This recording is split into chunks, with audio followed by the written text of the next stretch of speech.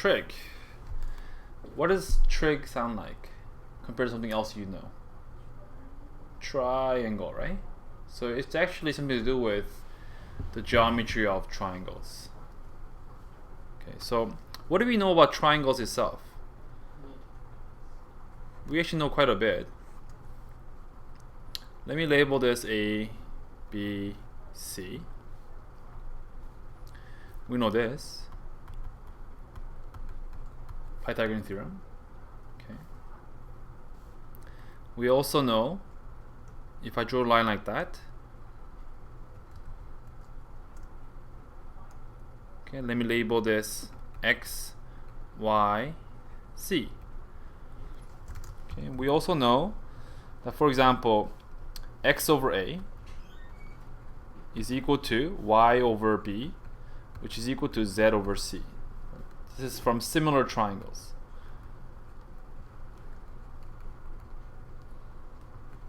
Okay.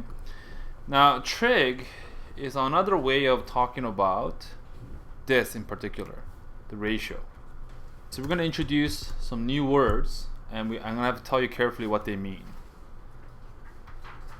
Sine, cosine, and tangent. Now, if you have a scientific calculator, you might have seen these and you might have wondered what are those things. So here's where we're going to find out. Okay. So sine, cosine, and tangent, they are another way of saying find the ratio. Okay. They are another way of find the ratio, in right angle triangle.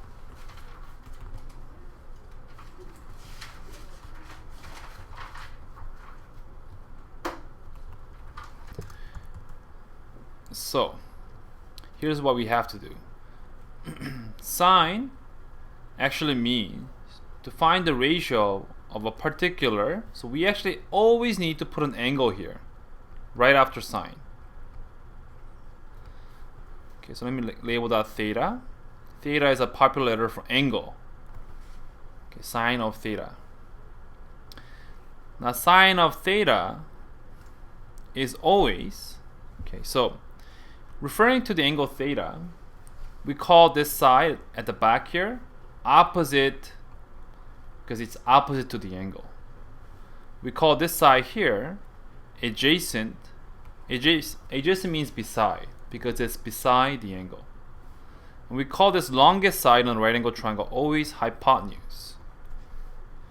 So sine of theta means find the ratio in the right angle triangle of this angle theta, where the ratio is always opposite over hypotenuse for sine. Opposite over hypotenuse. Let me just clarify something here further. See, sine of theta, a lot of, until now, when we had like A and B right beside each other, this meant like A multiplied by B, right? That's what it meant. Now we have sine and then the angle right beside each other. This does not mean S times I times N. It does not mean sin times by theta. This is a separate, we call it a function, separate procedure, right? So what it's telling you to do, find the angle, find the ratio. So let's say I put, for example, sine of 30 degrees, okay? That means find the ratio where the angle on the right angle triangle is 30 degrees. So meaning, if this was 30 degrees, what is the ratio of opposite and hypotenuse? That's the answer to this sine of 30. Now, does that depend on the size of the triangle? If I made this triangle bigger or smaller, will the ratio change? For example, this is actually a nice triangle. 30 degrees, I know that this will be 60 degrees. That's 90, okay? If I extended the line here down like this, it's a 30, this is also 30, This is 60. This is 60, 60, 60. It's an equilateral triangle. You agree? So look, if I make that length 1, what would the hypotenuse length be?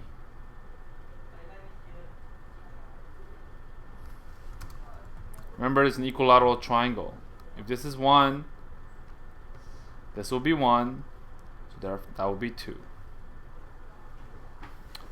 And the base is root 3, right?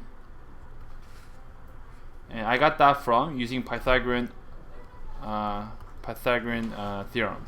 So you just do 2 squared minus 1 squared and you get 3, right? So square root that. Okay, let me go back to my original question. Now, looking at this picture, sine of 30 is opposite over hypotenuse is 1 over 2, okay? Now if I change this so that it's bigger like this, let's say I double it. Okay, if I double it like that. Right, so this becomes 4 now, okay? 4. What will this become? 2 divided by 4. Does it change? Is it not half anymore? It's still half, right? So sine of 30 will always have one answer, and it's always in the reduced form of fraction. It's always one value. It does not depend on the size of the triangle, it just depends on the proportion of the triangle. Right, so here's an example. If I ask you to find the sine of theta, I mean find the ratio which is opposite of this angle and hypotenuse. Okay, we want to find, you have to understand this symbol here means find the ratio of this particular theta on a right angle triangle. Okay, it's very common for new students that when they learn this, when they see this, they think because theta represents an angle, the answer is some kind of an angle. The answer is not an angle, the answer is a ratio.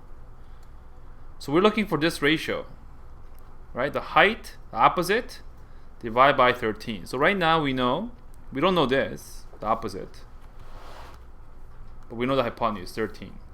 How do we find the opposite?